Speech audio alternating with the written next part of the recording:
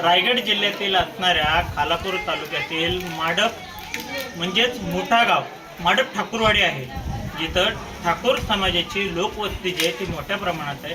मात्र त्या ठिकाणी सतत पडणाऱ्या पावसामुळे काही ठिकाणी दरड कोसळलेली आहे, तर काही ठिकाणी जो मुख्य वर्दळीचा मार्ग आहे तो रस्ता बंद झालेला आहे, भूस्खलन झालेला आहे। त्याकरिता स्थानिक प्रशासनाने त्यांना जे माडप गावाजवळ एक ठिकाणी आश्रय देण्याचा जो आहे तो प्रयत्न केलेला आहे। आपल्यासोबत काही गावच्या महिला आहेत। ताई, काय सांगताय, आज आपल्याला या ठिकाणी आणून दिलेलं आहे, कसं नियोजन चांगलं केलेलं आहे? नियोजन तर एकदम खराब आहे, कारण इथं राहायला सोय नाही, दड पाणी आहे, शेण आहे तर आणि टॉयलेट नाही, काय नाही, राहणार तर कशा आम्ही, जेवायची पण सोय नाही, दड 4 वाजले तरी अजून लोकांना जेवण नाही भेटलं इथं। मग ते लोक तिथं घरात इथं मरण्यापेक्षा घरात मरलेले बरं आहेत ना, तिथं आम्ही खाऊन तरी मरू, त्या इथं भुकपोटी मरण्यापेक्षा। अजून काही महिला आपल्यासोबत बोलण्यात आहेत। काय सांगताय, तुम्हाला काय नेमकी अडचण या ठिकाणी येते?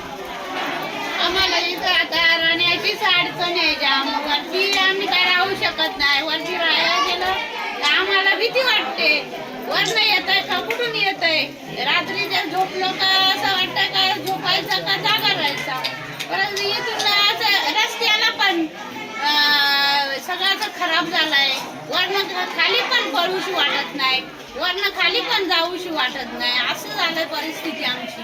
मग आम्ही कसं राहायचं इथं या अशा अवस्थेत? वरती आम्हाला ते रूम दिलेत पण त्याच्यात पण पाणी भरतो, तर रात्रभर जागा बसून राहायला लागतं, तर पोरं घेऊन आपण कशी बसून राहायचं, ते राहायला मिळतच नाही, लाईट नाही, मच्छर जाम, परत ते अगरबत्त्या देतात तर थोड्या पुरत्या, त्या अगरबत्त्या विजल्यानंतर रात्रभर मच्छर चावतो। तेवढं आम्हाला सोय करून दिला, आम्हाला एवढीच गरज आहे, सोय होऊ दे, आमचं जीवन वाचवू दे, हेच आमचं मागणं आहे। अजून काही महिला ज्या आहेत त्या आपल्यासोबत बोलण्याकरता आहेत। ताई, काय सांगता, आपल्याला इथं आणून ठेवलेलं आहे, गाव चांगलं का इथं आणून टाकलेलं बरं? तुम्ही पण माणसात ना, विचार केला पाहिजे ना। आम्ही कालपासून इथं आलो, मी स्वतः कालपासून आंघोळ केली नाही, टॉयलेटला गेली नाही, वॉशरूमला गेली नाही, कारण इथं सोयीच काहीच नाही, एवढ्या बायका बसलेत काय तशाच आहेत, जेवणाची सोय नाही का, खाण्यापिण्याची काहीच नाही, जेवायची नकोच आम्हाला, पण टॉयलेटची नाही, वॉशरूमची सोय पाहिजे, पाणी नाही, कुणी ब्रश नाही केला, कोणी तसंच आहे। शासनाला आमचं एकच मागणं आहे, आम्हाला वरतीच ठेवा आणि तिथंच आम्हाला म्हणून ठेव, जगण्यापेक्षा इथं खाली मरण्यापेक्षा वरतीच आम्ही घरात राहू। इथं या ठिकाणी एक आजी आहेत आपल्यासोबत बोलण्याकरता। आजी, काय सांगायचं, तुम्ही ज्या गावात राहताय, आता दरड कोसळलेली आहे, दरड कायमची पडत असते, दरवर्षी तुम्हाला पाऊस आले खाली जा म्हणतात काही लोक, आणि असंच नियोजन असतं का नियोजनच नसतं? असाच नियोजन असतो, दरवर्षी आम्ही सांगतो आमची दरड कोसळते, ही साळवाडी गेली तिथून, तरी आमची ढकल देत नाही, डोंगराला तडी पण केली, ज्या मोठी लांब गेली तडी येत जाऊ आलू म्हणून, काय पण वारा पाणी झाला आणि खरळ झाली म्हणून आम्ही पळायला लागलो इकडे तिकडे। आमची शाळा या ठिकाणी आणून ठेवलेलं आहे। हा, या ठिकाणी आणून ठेवलं आहे, शाळेची नाही सोय, नाही पोराची सोय, नाही काळाची सोय, काय करू? तर ह्या ज्या महिला आहेत त्यांची काही सोय झालेली नाही, आता त्या सांगत आहेत। मात्र या ठिकाणी ही जी इमारत जर आपण पाहिली तरी इमारतीचं जे आहे त्या अर्धवट जी स्थिती जी आहे ते काम करण्यात आलेलं आहे। तसेच आपल्यासोबत बोलण्याकरता जे आदिवासी समाजाकरताचे जिल्हाध्यक्ष मालू निरगुड आपल्यासोबत आहेत। रायगड जिल्ह्यात आदिवासी समाज बहुल आहे, तालुक्यात मोठ्या प्रमाणात आहे, कसं बघताय आणि काय सांगू शकता? या रायगड जिल्ह्यामध्ये आदिवासी हा बहुल जिल्हा म्हटलं तरी हरकत नाही, आणि 19 जुलै 2023 रोजी खालापूर तालुक्यातील विसाळवाडी या ठिकाणी दरड कोसळून तिथं 84 लोकांचा बळी गेला। या अनुषंगाने याच वर्षी या रायगड जिल्ह्यामध्ये 86 ठिकाणी आदिवासी वाड्या आहेत, त्या 86 वाड्या या अति दरड प्रवण क्षेत्रामध्ये येत आहे, आणि याबाबत त्यांच्यावर योग्य ती उपाययोजना करावी यासाठी आम्ही शासनाला वारंवार पत्रव्यवहार केलेला आहे, तरी देखील शासनाने कुठल्याही प्रकारची त्यांची दखल न घेता आज तो प्रत्यक्ष त्या 86 वाड्यांपैकी मोठा ठाकूरवाडी आहे, पळेझरी ठाकूरवाडी आहे, भडवळवाडी आहे, पेणमधील कावजीची वाडी आहे, अशा चारही ठिकाणी ह्या अतिवृष्टीमुळे दरडी कोसळण्याचा परिणाम झालेला आहे आणि शासन याच्याकडे कुठल्याही प्रकारचं लक्ष देत नाही. आदिवासी समाजाचा त्यांना माणूस म्हणून जगण्याचा हक्क शासनाने दिला पाहिजे.